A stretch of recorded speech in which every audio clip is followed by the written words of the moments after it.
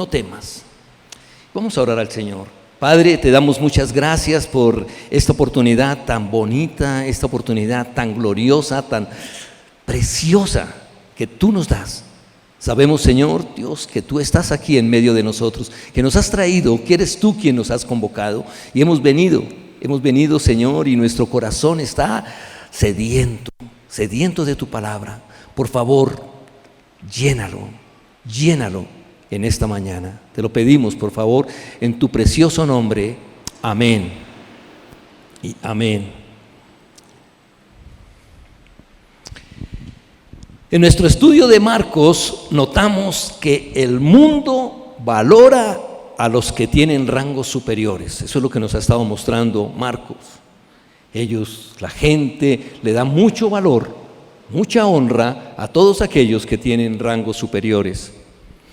Pero desprecia el Evangelio. Eso es lo que hace el mundo. El mundo desprecia al Señor, desprecia el Evangelio, desprecia a los hijos de Dios. En el relato de la ejecución de Juan el Bautista vimos las tinieblas y la injusticia de la política del mundo. Aún así, el Señor Jesús no le preocupa eso. A Él no le preocupa eso, no le preocupa que vengan y que se vengan contra Él. No le preocupa en absoluto. Es más, después de eso, después de que le quitaron a uno, ¿qué hizo el Señor? Consiguió 5,000. Los alimentó y les dio satisfacción. Cuando Satanás mata a uno, el Señor produce 1,000 o 5,000. ¿Qué fue lo que hizo? Lo que veíamos hace 8 días. Cómo alimentó el Señor a 5,000 con los pececitos que decía Johan y los panes. Y los pancitos también serían, ¿no? Pancitos chiquitos. Bueno, vamos a mirar lo que dice el verso 45. Dice, enseguida, o sea, ¿enseguida de qué? Enseguida de que les dio de comer a los 5,000 hombres. Recuerden que la Biblia es bien curiosa, ¿no? La Biblia no habla de las mujeres, ni de los niños. No cuenta a las mujeres ni a los niños. Pero si ustedes empiezan ahorita a mirar aquí, que hoy somos poquitos, pero aún cuando estamos llenos completamente, ustedes pueden mirar y pueden contar a ver quiénes son más, las mujeres o los hombres. Siempre son más las mujeres que los hombres. O sea, imagínense si solamente contaron a 5,000 hombres. Dice, mire, terminaron. Y los que comieron eran 5,000 hombres. ¿Y las mujeres qué? ¿No fueron las mujeres? Las mujeres iban con los hombres. Y los niños también. O sea que podía haber sido más de 15,000 personas las que comieron de estos panes y estos peces. Entonces, enseguida, ¿qué pasó? Dice, enseguida hizo a sus discípulos entrar en la barca e ir delante de él a Betsaida, a la otra ribera, entre tanto que él despedía a la multitud. ¿Saben? Ninguna palabra que esté en la Biblia es por casualidad o porque sí. En los evangelios donde está este relato, que es en el de Lucas y en el de Juan y el de Marcos, hay ciertas diferencias. Por ejemplo, en este es el único que dice que los mandó a Betsaida. ¿Saben qué significa Betsaida? Era el nombre de una ciudad, pero bien curioso, porque es la casa de los pescadores. Casa de los pescadores. O sea, qué curioso. A mí me encanta cuando veo estas cosas, me encanta de lo que el Señor quiere decir.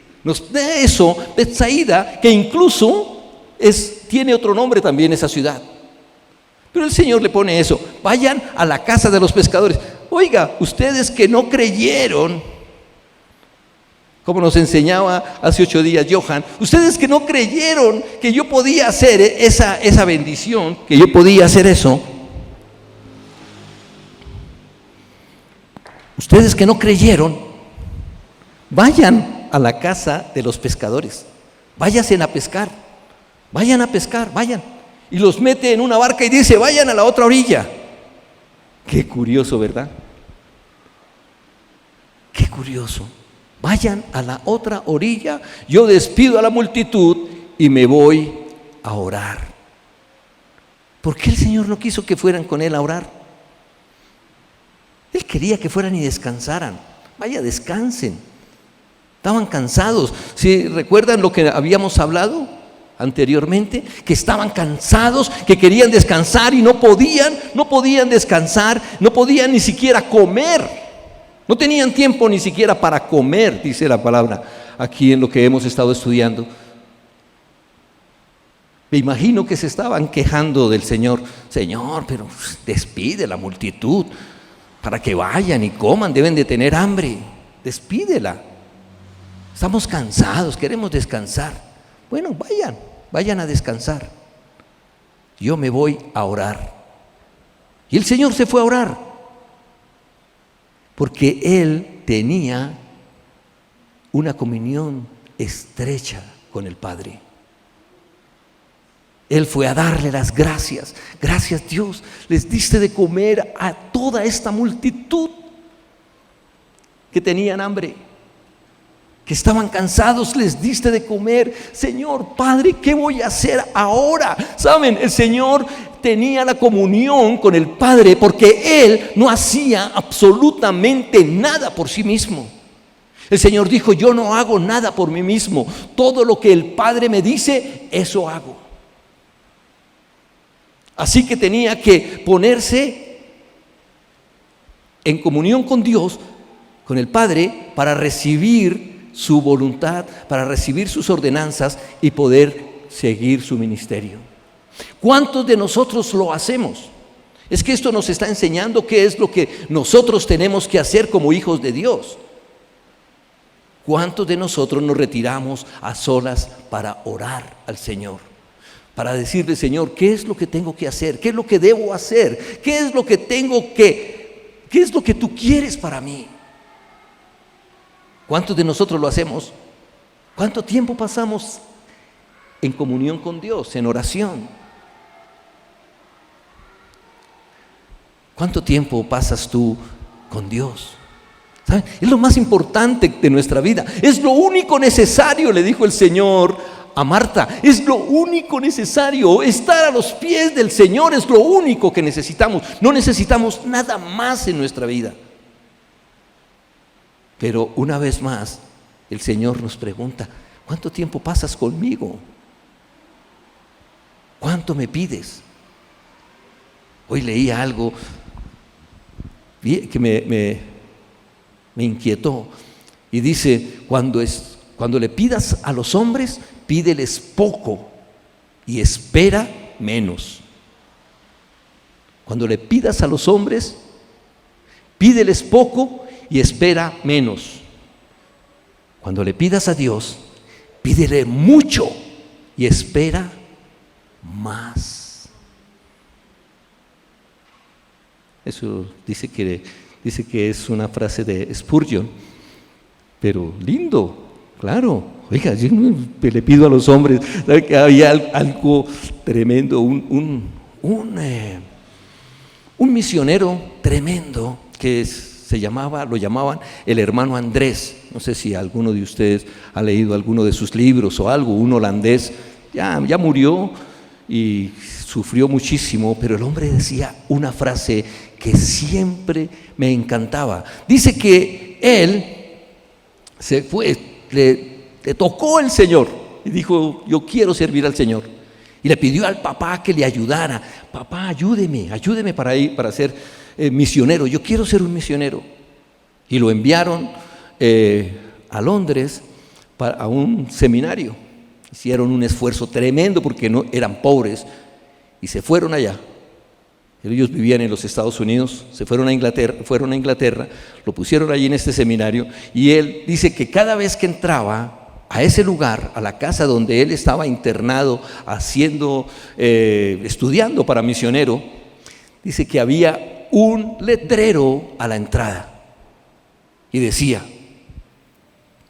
no pedirás nada al hombre, no le pedirás nada al hombre, todo lo que necesites lo pedirás a Dios en oración.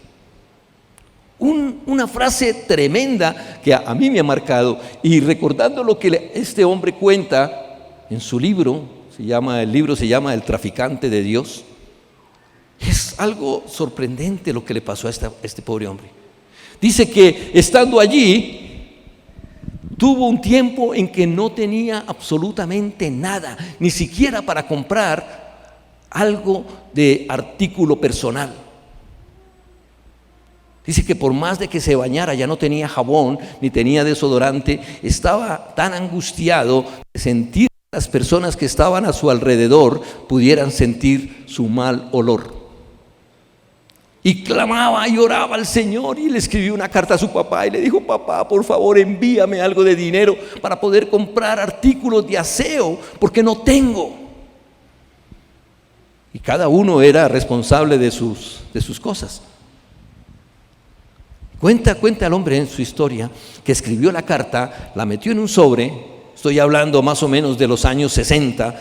En esos años era bien complicado, no había la comunicación que se tiene hoy en día con el correo electrónico ni nada. Él tenía que hacer una carta, enviarla y esperar unos 15 días la respuesta.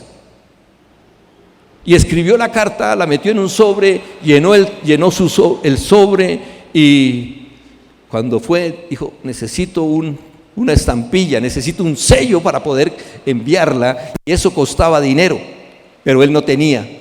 Y dice que lo guardó en su bolsillo y caminaba todos los días y lloraba al Señor: Señor, por favor, ayúdame, por favor, que pueda conseguir el dinero para comprar la estampilla y poder enviar la carta. Dice que caminando un día con eso, orando, se encontró una moneda que era justo lo que valía el importe de la estampilla para enviarla a su casa. Y le dio gracias a Dios. Cuando vio la moneda, la recogió y dijo: gracias, Dios mío, ahora puedo enviar esta moneda, ahora puedo comprar la estampilla y enviar la carta a mi padre, y esperar por allá un mes que volviera o le mandaran la plata. Dice que cuando la cogió, encontró a un mendigo que le dijo: dame la monedita que necesito para comer. Y eso fue una lucha para él. En ese momento fue una lucha, porque él necesitaba ese dinero.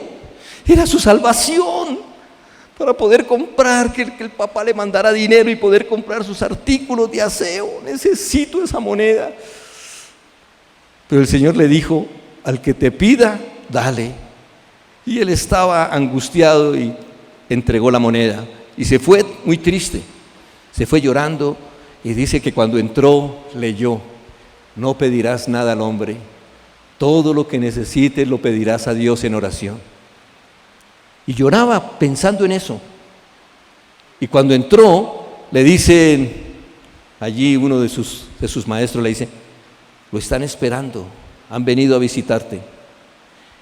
Y cuando él fue allí, encontró a su papá, que había venido desde los Estados Unidos a Inglaterra, y le traía todo lo que necesitaba.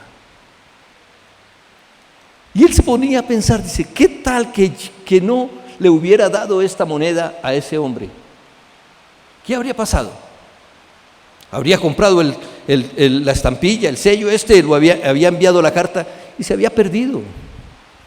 Y se había perdido el haberle dado a este hombre para que pudiera comer. Pero Dios sabía lo que iba a hacer con él. Y eso hace el Señor con nosotros. ¿Qué le quieres pedir al hombre? Mire, el Señor se retiró a orar al monte. ¿Y qué estaba haciendo allí? Pidiéndole al Padre que bendijera a sus discípulos, a los cuales había enviado, y les había dicho: vayan a Betsaida y me esperan allá. ¿Y qué les pasaba a estos jóvenes, a estas personas que estaban allí? ¿Qué les estaba pasando en ese momento? Miremos lo que dice los siguientes versos. Dice que después que los hubo despedido, se fue al monte a orar. Y al venir la noche, miren lo que les estaba pasando a sus discípulos. Al venir la noche, la barca estaba en medio del mar y él solo en tierra. La barca estaba en medio del mar y el Señor estaba en la tierra. Y viéndolos remar con gran fatiga, porque el viento les era contrario, cerca de la cuarta vigilia de la noche, vino a ellos andando sobre el mar y quería adelantárseles. Miren lo que le estaba pasando. El Señor se había ido a orar y oraba intercediendo por sus discípulos. Él está delante del Padre, como escuchábamos ahora en el video de nuestro credo. ¿Qué es lo que hace el Señor Jesús delante del Padre? Interceder por sus hijos. Intercede por nosotros todo el tiempo ante el Padre. Y eso estaba haciendo el Señor con sus discípulos, intercediendo: Señor, bendícelos, ayúdalos, guárdalos, dales la sabiduría que necesitan, sánalos, condúcelos. Dice que los vio remando con gran fatiga. Era la cuarta vigilia. Lo que está diciendo aquí es que llevaba entre 9 y 12 horas luchando contra el mar embravecido. Entre 9 y 12 horas. ¿Cuánto tiempo llevaban luchando contra el mar embravecido? Fíjese lo que dice. Y viéndole remar con gran fatiga. Estaban desesperados. Desesperados estaba esta gente. Terriblemente desesperados. Ustedes recuerdan lo que veíamos en el capítulo 4, verso 38. ¿Recuerdan? Aquí en el mismo Marcos. Dice que el viento se había levantado terriblemente y que se anegaba la barca y el Señor estaba durmiendo. Como el Señor estaba en la barca durmiendo en ese momento y ellos le dijeron: Señor, despierta, que nos vamos a morir. El Señor les dijo: no tengan temor, hombres de poca fe. ¿Y qué pasó? Mientras está en nuestra barca, ¿qué pasa? El Señor tiene todo el control y nosotros estamos seguros. No pasa nada. Pero si no está en la barca con nosotros, ¿qué pasa? El Señor está delante del Padre intercediendo por nosotros. ¿Sabes? Quiero que sepas algo. A veces nosotros, cuando no nos encontramos en una comunión perfecta con el Señor y hemos luchado y hemos pasado por momentos difíciles, ¿qué decimos? O alguno de nuestros parientes o amigos que los vemos que están como alejados, ¿qué decimos? No, es que se apartó del Señor. Me aparté del Señor. Sí, te apartaste, pero ¿sabes qué? Él nunca se ha apartado de ti. Nunca se ha apartado. Él está ahí contigo. Él te está mirando. Él está viendo cómo está pasando y luchando y fatigado, tratando de llegar a la orilla. Él lo está viendo. ¿Y qué está haciendo? Está intercediendo por cada uno de nosotros. Porque Él sabe que somos débiles. Él sabe que nosotros siempre le fallamos. Él sabe que nosotros siempre caemos. Pero a Él esto no lo desanima. A Él lo anima más. Y se acerca a nosotros, dice: tranquilos, no temas. Yo estoy.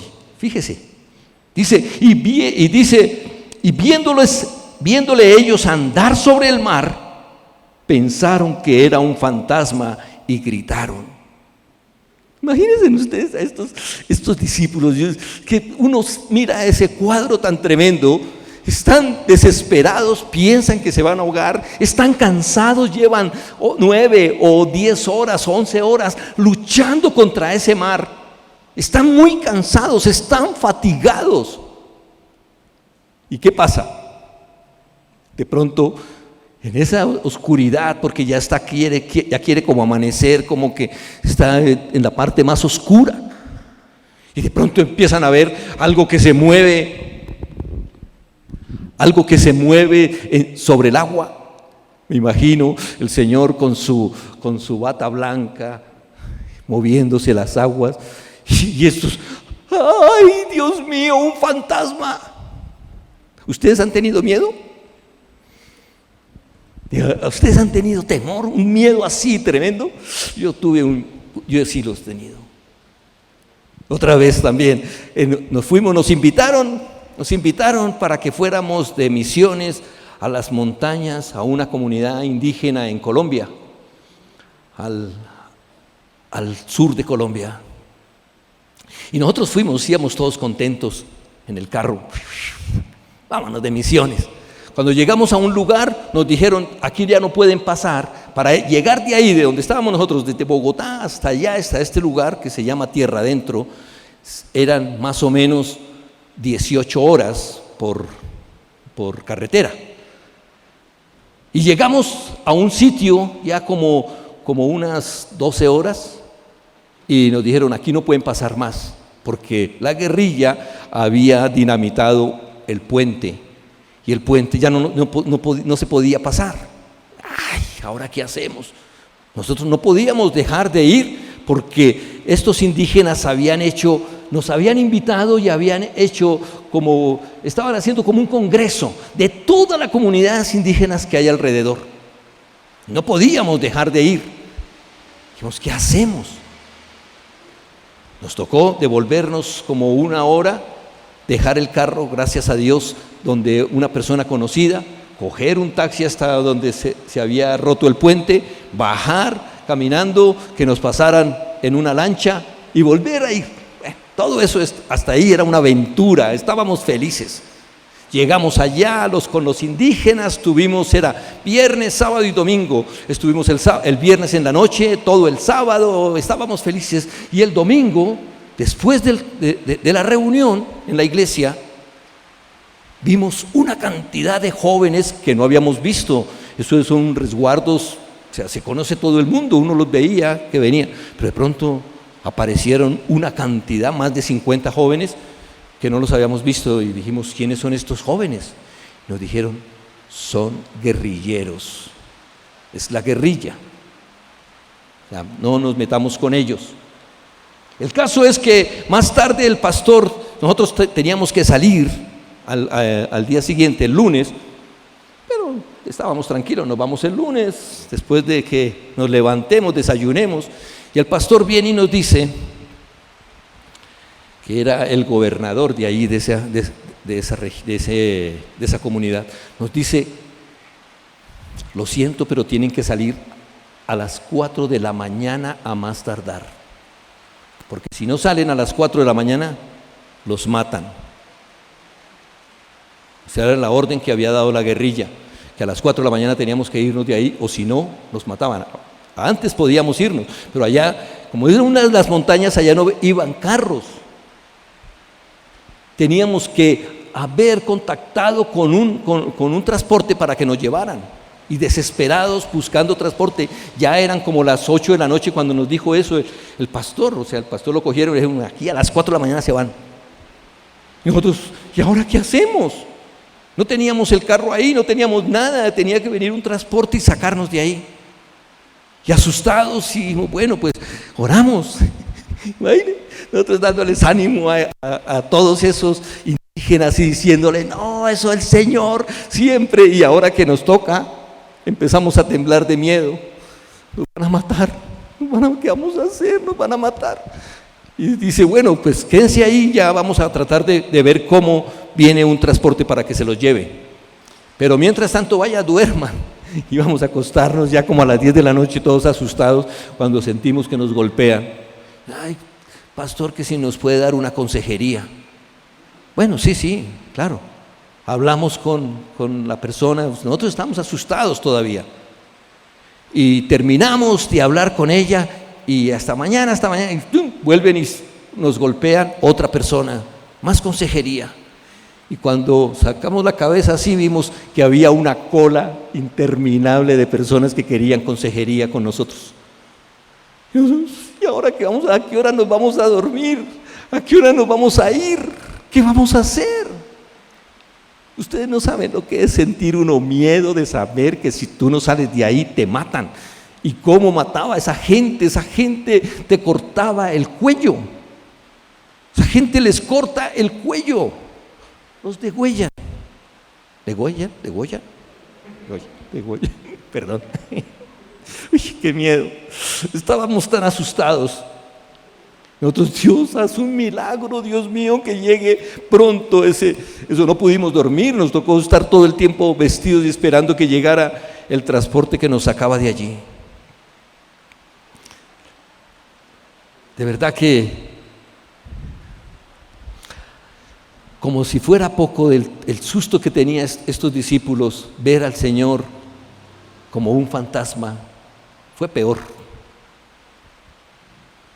Fue peor, estaban muy asustados y gritaron, pero el Señor les anima y les dice, no tengan miedo, yo soy. Mira, es precioso como les dice el Señor, tened ánimo, yo soy, no temáis. ¿Quién es Él? Yo soy. Yo soy, el Señor se les presentó a ellos como el yo soy. Yo soy tu proveedor, yo soy tu guardador, yo soy tu salvador, yo soy tu sanador, yo soy, en todo momento yo soy el que tú necesitas, yo soy, no hay otro fuera de Él en el cual podamos nosotros tener la confianza, yo soy. Y eso fue lo que el Señor hizo, yo soy. No tengan miedo, porque yo estoy con ustedes. Este milagro no solo da testimonio de que Él es el creador y soberano de los cielos y la tierra, sino que también cuida de los suyos. Él cuida de cada uno de nosotros. Cuida en todo momento. ¿Saben? Hay veces que cuando tenemos la necesidad porque nuestros hijos se han apartado, nosotros los vemos sufriendo y decimos, ay, estos muchachos, ¿cómo quisiera uno que hicieran lo que yo quiero que hagan? Y el Señor me dice, no te preocupes, yo soy. Durante años, nosotros éramos duros con nuestros hijos. Mirando a Johan, éramos duros con ellos. Porque queríamos lo mejor, como todo padre quiere lo mejor para sus hijos, pero a veces lo mejor de mí no es lo mejor para ellos. ¿Por qué? Porque los queremos a nuestra imagen y semejanza. Entonces queremos que ellos sean como santos, puros, limpios, y eso está bien, claro. Pero les ponemos una camisa de fuerza tremenda. Y pasan cosas cuando se salen de las manos. ¿Saben qué? Voy a decirles una cosa aquí, que ya muchos lo saben, pero para nosotros, mire, era un anatema. ¿Saben lo que es anatema, no? Los tatuajes. Cuando Johan se hizo su primer tatuaje, me escribe, me dice, papi, ¿tú qué opinas de los tatuajes? Cuando me dice, ¿tú qué opinas de los tatuajes? Le digo yo a mi esposa, le digo, mi amor, Johan se hizo un tatuaje. ¡No! ¡No puede ser! ¡Imposible! pero fueron cosas, para nosotros era algo, un escándalo en ese momento. Era escandaloso, era difícil la situación. Y Dios puso en nuestro corazón, cuando veíamos esto a nuestros hijos que pasaron por momentos muy difíciles, el Señor nos decía: no temas, yo soy, no temas, no temas, déjalos, están en mis manos. ¿Están mejor en tus manos o en las mías? ¿En qué manos están mejor nuestros hijos? ¿En las tuyas o en las del Señor? Ay, en las del Señor. Pero Señor, déjame hacer a mí mi voluntad. Déjalos, suéltalos. ¿Acaso no es Él el que nos ha comprado? ¿Acaso no es Él el que nos ha convencido? ¿Acaso no es Él? ¿Acaso no somos nosotros los que hemos convencido a nuestros hijos de que sigan al Señor? No. Nosotros no hemos convencido a nadie. No podemos convencer a nadie. Nosotros somos malos por naturaleza. No convencemos a nadie.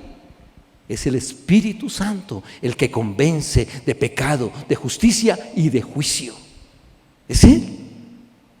¿Cuántos de nuestros padres fueron malvados?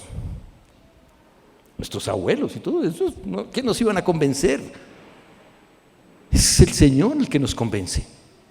Y nos ha guardado y nos ha prometido de que Él nos bendice. Así que no te preocupes tanto por tus hijos.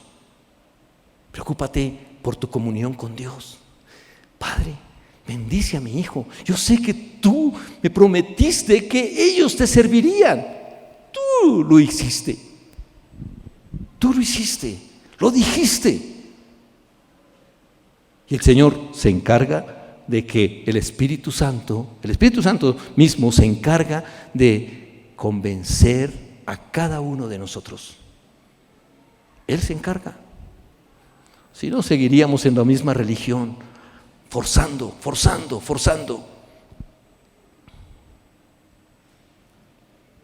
El Señor no solamente suplió las necesidades de sus discípulos.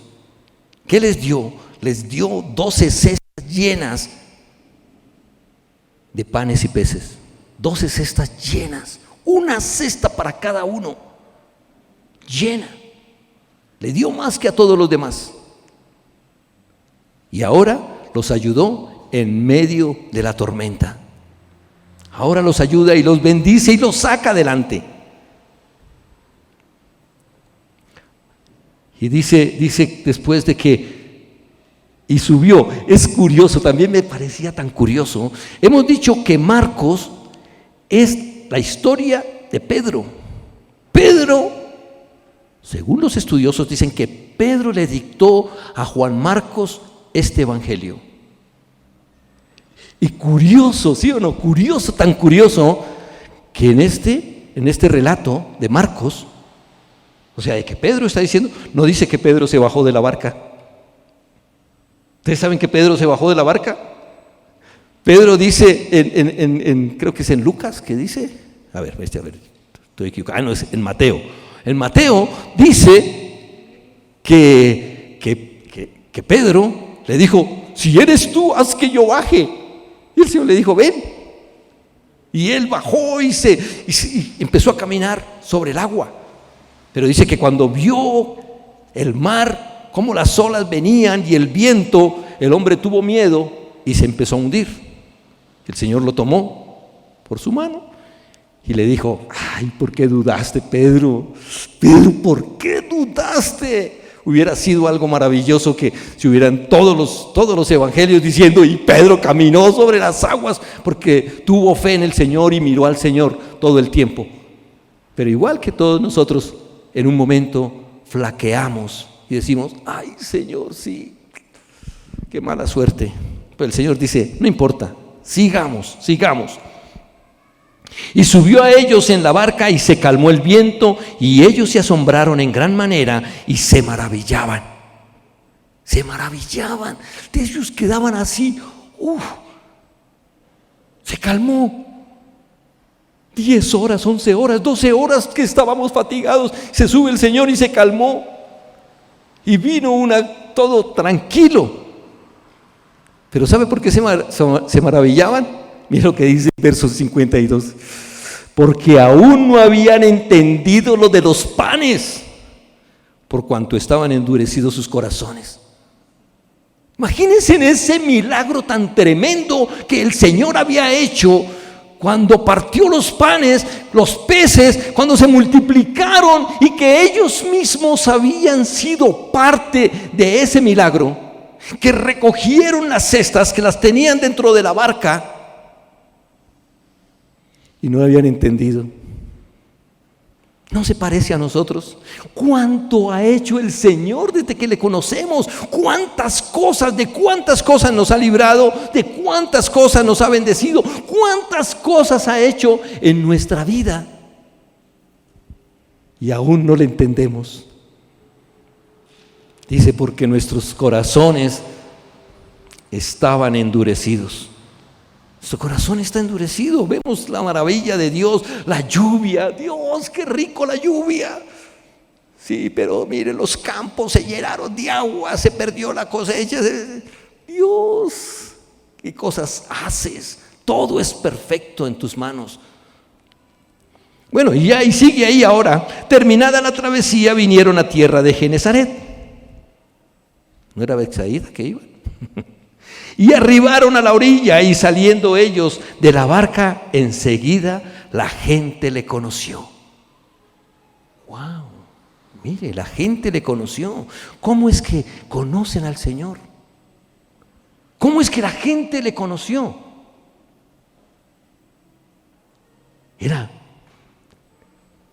Parece que solo querían aprovecharse de su poder. Todos ellos sabían, ¿no?, de todo lo que había hecho el Señor. Ya sabían, no, multiplicó los panes, eso es tremendo, sanaba a todos los enfermos, echaba fuera demonios, estaba sanando y limpiando leprosos. Todos le conocieron. Estamos hablando de 15,000 personas más o menos que tuvieron la maravilla de ver ese milagro de la multiplicación. Pero todos le conocían,